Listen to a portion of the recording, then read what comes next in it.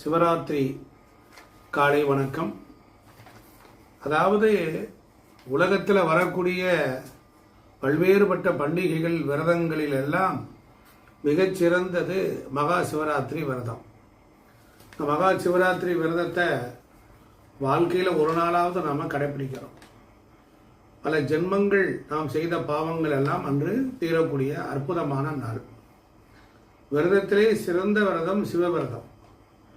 எத்தனையோ விரதங்கள்லாம் இருந்தாலும் மகா சிவராத்திரி மாசி மாதம் வரக்கூடிய அந்த பண்டிகை 14 லோகங்களில் உள்ள எல்லா ஜீவராசிகளும் வணங்கும்.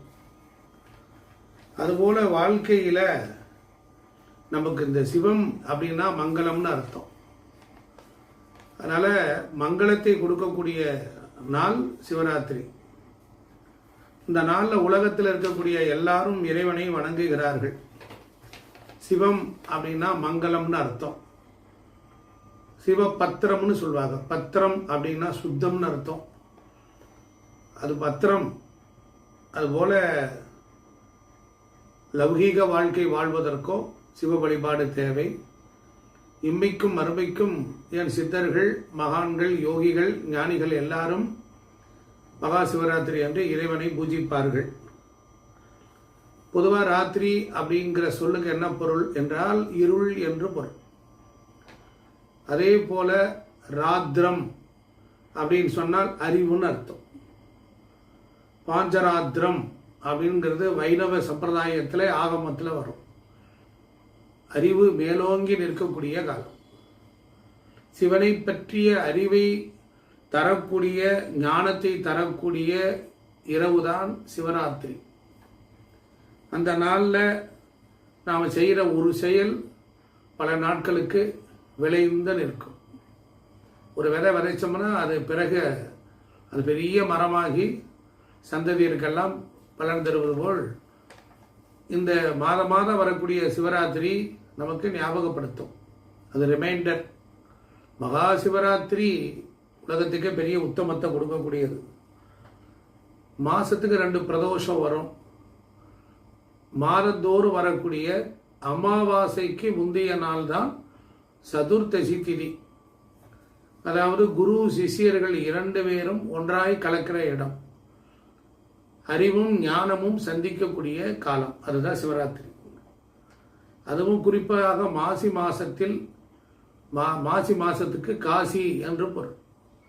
அந்த கும்பம், அந்த கும்பத்துக்குள்ள பார்த்தீங்கன்னா தேங்காய் மாவிளை வச்சு நூல் சுற்றி பூக்கள்லாம் அலங்காரம் பண்ணி உள்ளே தீர்த்தம் விட்டு தெய்வீக மூலிகைகள் எல்லாம் போடுவார்கள்.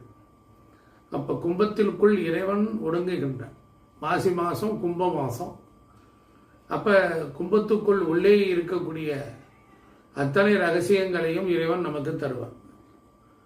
போய பிழையும் புகுவான் நின்றனமும் தீயனில் தூசாகும். அதனால் மாசி மாதத்தில் புறத்தில் வரக்கூடிய இந்த சிவராத்திரியை பகல் பொழுது காலை 6 மணி முதல் இரவு 6 மணி வரையிலும் பகலிலே விரதம் இருக்கணும், உண்ணாமல் இருக்கணும். அன்னைக்கு பகலில் தூங்கக்கூடாது.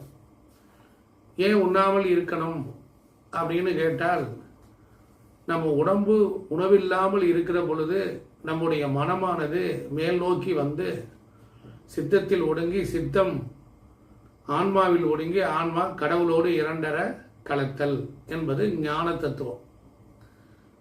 உணவு உடுத்திட்டோம் அப்படின்னா உணவு மனமானது கீழ் நோக்கி இறங்கி உயிரில் மூலாதாரத்தில் சங்கமித்து அதை காமத்தை வெளிப்படுத்தி உண்ணுதல், உடுத்துதல், உறங்குதல், தன்னை போல் பிள்ளை பேணுதல் என்கின்ற இல்லற வாழ்க்கைக்கு அன்றைய தினம் பயன்பட்டு வரும். அதனால் கிடைத்திருக்கிற நாளில் நாம் இறைவனோடு ஒன்றாக இருக்க வேண்டுமானால் உபவாசம், உபை என்றால் அருகில், என்றாவது ஒரு நாள் நாம் இறைவனுக்கு அருகில் இருக்கணும். அது மட்டும் இல்லை, இரவு நேரத்தில் ரொம்ப விசேஷம். எத்தனை காலம் பூஜை பண்ணால் நல்லா இருக்கும் அப்படிங்கிறவங்கெல்லாம் விரதத்தை 1 வாரம் இருப்பாங்க, 48 நாள் இருப்பாங்க. அந்த நாளைக்கு ஒரு நாள் மட்டும் இருந்தால் போதும். ஒரு நாளிகைக்கு 24 நிமிஷம், அது 14 நாளிகை. அதனால் இரவு 11 மணி 36 நிமிடத்தில் இருந்து இரவு நடுநிசி 12 மணி 24 நிமிடத்துக்குள்ள நேரம் தான் வேள்வியான நேரம். அந்த ஒவ்வொரு நாளும் அந்த நேரத்திலே நாம் சிவபூஜை பண்ணினோமே ஆனால் சககோடி பாவம் போகும். நள்ளிருளில் நட்டம் பயின்றாடும் நாதனே, தில்லையில் கூத்தனே, தென்பாண்டி நாட்டானே, அல்லல் பிறவி அறுப்பானே என்று மாணிக்கவாசகர் சிவபுராணத்தில் சொல்றார். அந்த நேரம் ஸ்தோத்திரம் பண்ணணும். அந்த நேரம் வீட்டில் விளக்கம் பொருத்தி சிவபூஜை செய்தால் அன்றைய பாவம் அன்றே கழியும், அன்றே கர்மத்தை போக்கும். சிவதீட்சை வாங்கியவர்கள், சிவபூஜை பண்ணியவர்கள் எல்லாரும் செய்வார்கள். ஒரு காலத்தில் நடுநிசையில் எல்லாம் பூஜை நடந்தது. அப்போ ஒவ்வொரு நாளும் நாம் கண் விழித்து இருக்கணும். நாம் சிவராத்திரி விரதம் இருக்கும்போது நிமிர்ந்து உட்கார்ந்திருக்க வேண்டும். முதுகு தண்டுபடம் வளையாமல் இருக்க வேண்டும். அப்போதுதான் நமக்கு துவாத சார்ந்த பெருவெளியில் இருந்து, மேலே இருந்து, ஆகாயத்தில் இருந்து ஒரு உயிர் பேராற்றல், ஒரு நோவா எனர்ஜி, அந்த சூப்பர் நோவா பவரானது நம்ம உடம்புக்குள் கபால குழி வழியாக இறங்கி உடம்பில் இருக்கிற நாடி, நரம்பு, மாமிசம், மச்சம் எல்லாத்தையும் சுத்தம் செய்து விட்டு போகும். அது சிவக்கலை. அந்த சிவம் என்கிற மங்களத்தன்மையை நாம் பெற வேண்டும். அந்த நேரத்தில் நாம் தூக்கம் வராமல் இருக்கிறது தான் பகலில் உணவு நாம் எடுத்துக்காம இருக்கிறோம். அது பேர் லிங்கோத்பவ காலம். பராசக்தி அம்பாள் விரதம் இருந்து, தவம் இருந்து, ஈசனாரை நோக்கி தவம் இருந்த பொழுது ஈசன் அம்பிகைக்காக வெளிப்பட்ட நேரம்தான் அந்த நேரம். அந்த நேரம் பொறுத்தளவில் எல்லா இடங்களிலும் பூஜை நடத்துவார்கள். உலகத்தில் இருக்கிற சிவாலயங்கள், குலதெய்வங்கள், அவரவர்கள் குடும்ப தெய்வம், இஷ்ட தெய்வம், எல்லா தெய்வங்களும் ஒன்றுபட்டு அந்த நேரத்தில் ஈசனை வணங்கி கொண்டிருக்கும். வருஷமெல்லாம் கோயிலுக்கே போகாதவர்கள், குலதெய்வம் கோயிலுக்கு போகாதவங்க எல்லாம் அன்னைக்கு ஒரு நாள் மாசி பச்சை மகா சிவராத்திரி என்று எல்லாரும் கூட்டம் கூட்டமாக சாரையாக அவரவர்கள் குலதெய்வத்துக்கு போய் சேர்ந்து அந்த இரவு முழுதும் தங்கி இருந்து ஆடி பாடி அண்ணாமலை கைதல ஓடி போகும் நமது உள்ள வினைகள் என்கிற மாதிரி ஆட்டம், பாட்டம், கொண்டாட்டம், பஜனைகள், தோத்திரங்கள், பாடல்கள், ஸ்துதிகள் எல்லாம் இறைவனை சிவனாரை பாடி பாடி பாடி அந்த மாதிரி இருக்கக்கூடிய காலம். அதனால் அந்த நேரத்தில் பல ஊர்களிலே மயானத்திலே மாசான பூஜையெல்லாம் நடக்கும். நான் ஒரே ஒரு விஷயம் சொல்கிறேன். உலக உயிர்களின் பொருட்டு அம்பாள் இறைவனிடத்தில் வேண்டி, இறைவன் அரூபமாக இருக்கக்கூடியவன் லிங்க ரூபத்திற்குள் வெளிப்பட்டு நாம் சிவத்தை பூஜை பண்ணக்கூடிய ஒரு மகாபாகியத்தை இறைவனார் அருளி தந்தது தான் இந்த மகா சிவராத்திரி. நமக்கு லிங்க வடிவம் கிடைத்தது. லிங்கத்தில் ஆவடை என்று இருக்கும் அந்த பீடத்தில் தான் அம்பாள் இருக்கிறாள்.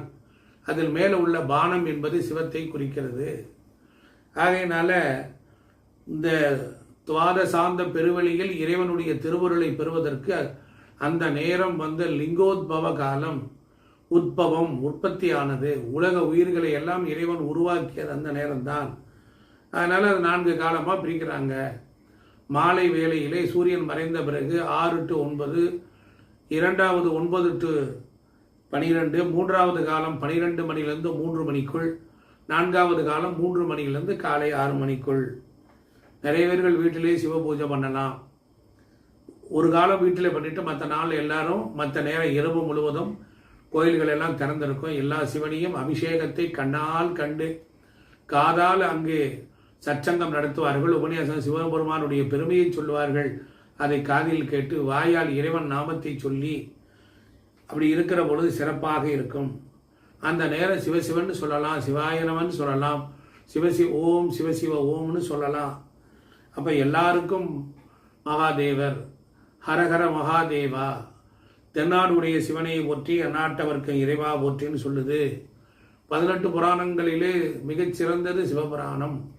அதிலே சிவபெருமானுடைய பெருமைகள் எல்லாம் சொல்லுகிறது. மாணிக்க வாசகர் நமக்கு ஒரு தோத்திர பாடலாக கொடுத்திருக்கிறார். ஆகையினால நம்முடைய வாழ்க்கையில் நிறைய அபிஷேகத்தை பார்க்கணும், நிறைய பஜனை செய்யணும், ஆலயத்தை சுத்தப்படுத்தணும், ஆலய உழவார பணியில் ஈடுபடணும். நமக்கு மனதார இறைவனை நினைத்து நம்மளுடைய மென்டல் ரிலீஸ் பண்ணணும். அதனால் நம்முடைய இந்த சிவ வழிபாடு உயர்ந்தது என்பதை சொல்லி எல்லோரும் இன்புற்றி இருக்க வேண்டும். வேறொன்றும் செய்யாய் பராபரமே என்று திருச்சிராப்பள்ளி தாயுமான சுவாமிகளை சிந்தித்து எல்லோரும் மகா சிவராத்திரி என்று விரதம் இருந்து சிவன் அருள் செந்தமிழ் செல்வத்தை நாம் ஆனந்திப்போம், ஆராதிப்போம். ஓம் சக்தி பராசக்தி.